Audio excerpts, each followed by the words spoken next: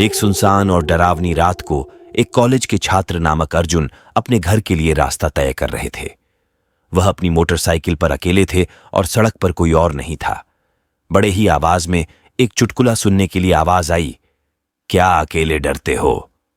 अर्जुन चौंक गए और मोटरसाइकिल रोक दी। वह देखने के लिए घबराए बिना कह नहीं सकता था कि आवाज कहां से आ रही थी। फिर से वह आवाज आई, मैं यहां हूं। अर्जुन की आंखों के सामने एक आत्मा की आभास बन गई।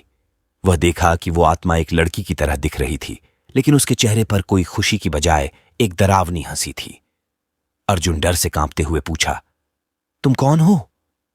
आत्मा मुस्कुराई और बोली, मैं वो हूं जिसकी वजह से तुम्हारी मोटरसाइकिल का इंजन बंद हो गया है। अर्जुन अब और डर के मारे हुए थे। वह चाहता था कि वहीं बैठकर रह जाए और किसी भी कीमत पर उस आत्मा से बचे, लेकिन उसकी मोटरसाइकिल का इंजन अचानक से पुनः शुरू हो गया और वह चल पड़ा। आत्मा उसके पीछे लड़ रही थी और वह बोल रही थी, तुम मुझे छोड़कर कहां जा रहे हो? अर्जुन भगवान से प्रार्थना करने लगा और अपनी मोटरसाइकिल की स्पीड बढ़ा दी। उसने आखिरकार अपने कॉलेज की ओर बढ़ता हुआ सबसे कहा, मेरे पीछे कुछ बड़ी आत्मा है, मुझे बचाओ। कॉलेज के छात्र डर से कांप रहे थे, लेकिन उन्होंने अर्जुन की बात मान ली।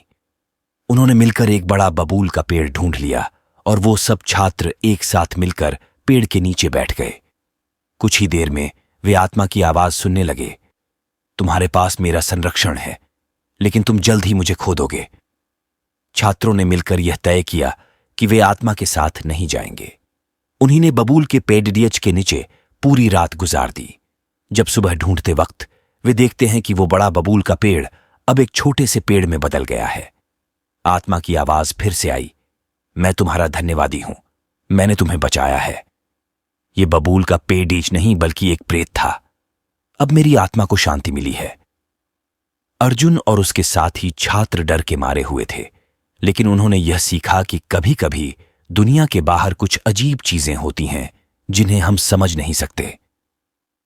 वे मोटरसाइकिल पर चढ़कर वहीं से चले गए, पर उनके मन में वो डरावनी आत्मा की छाया हमेशा बनी रही।